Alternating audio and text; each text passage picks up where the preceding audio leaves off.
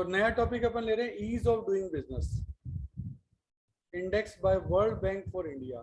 Ease of doing business का मतलब होता है, ये होती है in the World Bank latest doing business report, doing business report DBR 2019।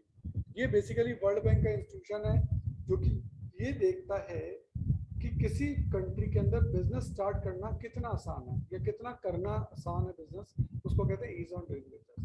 और इसमें इंडिया ने 23 रैंक की जंप मारी है। 2017 में हमारी जो रैंक 100 थी और उससे पहले तो और भी नीचे थी, अब हमारी रैंक 77 आ गई। कितनी कंट्रीज में? 190 कंट्रीज में। अभी भी हम बहुत पीछे हैं, लेकिन बहुत ड्रामेटिक इंप्रूवमेंट हुआ कि 100 से हम 77 पे आ गए। तो और उससे पहले भी इंडिया ने 30 प्लेस की जो जंप है वो मारी थी, यानी उससे पहले तो अपन 130 पार थे, यानी 130 से हम 100 पे है और 100 से हम 77 पर है ईज ऑफ डूइंग बिजनेस में। तो इंडिया जैसी बड़ी कंट्री है तो यहाँ कॉम्प्लेक्शन भी उतनी ही ज़्यादा है, तो यहाँ बिजनेस करना आसान है या नहीं, उसकी रैंकिंग में हमारा लगातार इंप्रूवमेंट हो रहा है। तो पिछले 2 सालों में हमने मतलब जो है लगभग 53 ईयर, और 4 सालों की बात करें तो 65 पोजीशन का इंप्रूवमेंट कर लिया पिछले 4 सालों में। तो सोचो पिछले 4 सालों में ही हमने 65 का इंप्रूवमेंट किया, तो पहले हमारी रैंक क्या थी। तो इसमें बेसिकली क्या होता है कि बिजनेस की लाइफ साइकिल के लगभग 10 पैरामीटर्स जो हैं वो डिसाइड किए जाते हैं।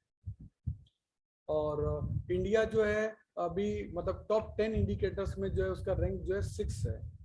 टॉप 10 इंडिकेटर जो है उसमें हमारा रैंक जो है वो 6 है। अब इसमें अलग अलग टाइप के लेवल्स हैं, जैसे कंस्ट्रक्शन की परमिट, यानी कोई कंपनी कंस्ट्रक्शन का बिजनेस करती है। 2017 में हमारी रैंकिंग थी 181 की इसमें, और अब है हमारी रैंकिंग 2018 में 52, यानी हमने 129 का इंप्रूवमेंट किया। ट्रेडिंग अक्रॉस बॉर्डर यानी अक्रॉस द बॉर्डर यानी एक्सपोर्ट इंपोर्ट का काम करते हो तो हमारी पोजीशन पहले से 146 की थी, अब 80 की है। स्टार्टिंग है बिजनेस, आप बिजनेस स्टार्ट करते हो, हमारी पोजीशन 156 सोचो कितनी दूर थे हम, अब 137 है, इंप्रूवमेंट हुआ। गेटिंग क्रेडिट लोन लेना पहले 29 थी, अब 22 है। गेटिंग इलेक्ट्रिसिटी का कनेक्शन लेना है पहले 29 रखती है, अब 24 है।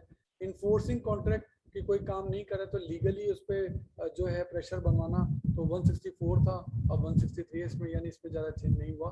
ओवरऑल अगर रैंक की बात करें तो पहले हमारी 100 रैंक थी, अब 77 आ गई, यानी चेंज कितने का हो गया? 23 का। तो इसमें लिखा है the important feature of Indian performance are कि वर्ल्ड बैंक ने top improver, one of the top improver हमको माना है। तो लिखा है this is the second consecutive year कि इंडिया जो है टॉप इम्प्रूवर्स के अंदर है, पहले लगातार 2 सालों से।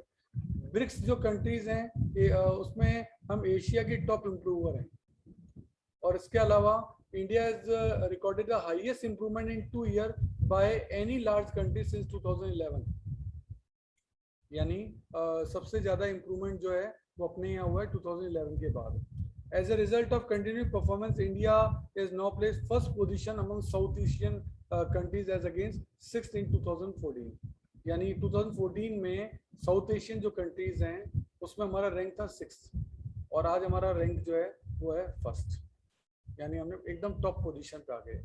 कंस्ट्रक्शन परमिट की बात करें तो इसका प्रोसीजर जो पहले 37 प्रोसेस करने पड़ते थे, अब रिड्यूस करके मुंबई में तो 20 हो गया है, और दिल्ली में 24 से हम आ गए 16 के ऊपर।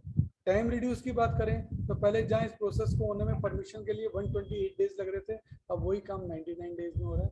और दिल्ली के अंदर जो काम 157.5 डेज में हो रहा था वो अब 91 डेज में हो रहा है।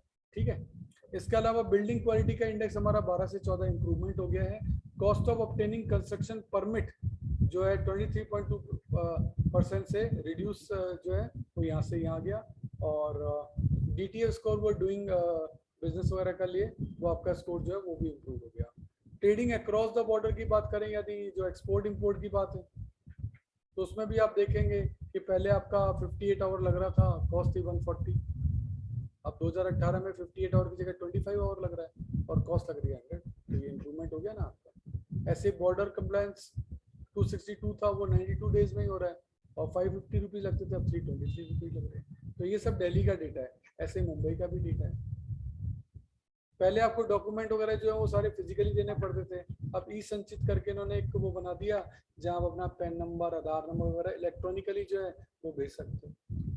टाइम और कॉस्ट जो एक्सपोर्ट की वो रिड्यूस हो गई, अपन यहाँ देख रहे हैं टाइम भी कम लग रहा है, ये देखो टाइम और कॉस्ट भी कम लग रही है। तो इससे एक्सपोर्टर का प्रॉफिट जो है वो बढ़ गया। तो ये सब चीज़ें जो है वो ईज ऑफ डूइंग बिजनेस के बारे में आपको बता दूं।